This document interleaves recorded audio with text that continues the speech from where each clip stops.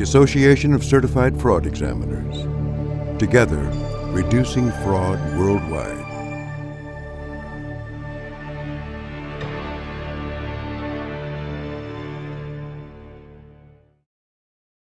Typically, when somebody's calling in regards to a potential fraud examination, they've already have some red flags. Perhaps they've seen some unauthorized activity going through a debit card in the bank statement. Perhaps they found a check written to somebody else's credit card. Maybe their cash flow is really too low. I recently have a case, I'm working a case right now where it's a physician's office, and they caught the woman paying herself more payroll, but she said, well, I switched myself to hourly instead of salary, and so they're really questioning, well, maybe she did. Maybe it's okay. So it's not okay. We are assessing the actual transactions or the actual activity that's gone on. From there, we're going to be able to do a lot of things. We're going to be able to identify what documents do we need or might need for the fraud examination. We're going to be able to identify what information or what physical access do these people have to the building, to the computer system that we need to protect the client from allowing those people access to. We're going to be able to assess whether they have the resources to assist in a fraud examination or whether they're going to need all of our resources to do the fraud examination. We're going to be able to probably scope out a budget, at least an initial budget, to give them a range of costs to at least get the project started. So engagement letters are critical. They protect you, they protect your client. I don't do any engagement, no matter how small or how large, without an engagement letter. You're going to want to make sure of who do you engage with.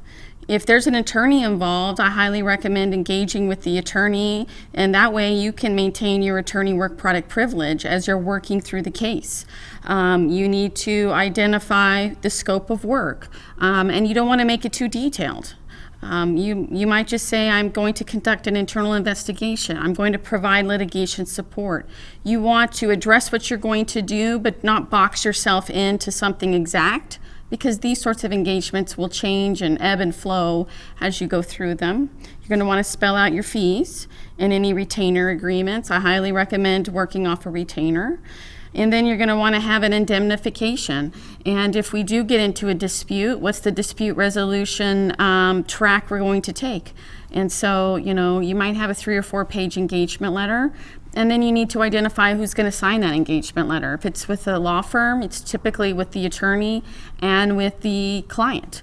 So lots of things to consider as you're working through an engagement letter.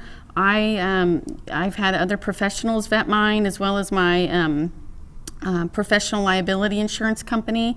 They've vetted our engagement letter, so really important for a fraud examiner to consider before they ever walk onto a client site. It's critically important for the fraud examiner to understand that they are a navigator. When a client calls them with this sort of situation, the client's probably never been through this situation before. They're going to be emotionally distraught. They're going to be upset about the loss of funds. They're going to be upset about having to pay somebody to come in and figure it out.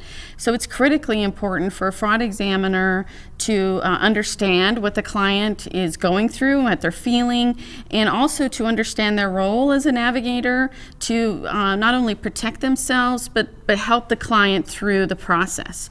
And so, things like, do we have the right documents to look at? Do we have a retainer and we're working off of a retainer? Are we communicating with the client daily, usually daily when we're on site?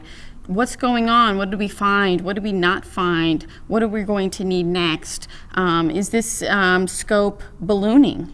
And is it going to cost more than we originally budgeted for? Or did we have a lot of red flags, but we're not really finding fraud, and maybe the scope can contract?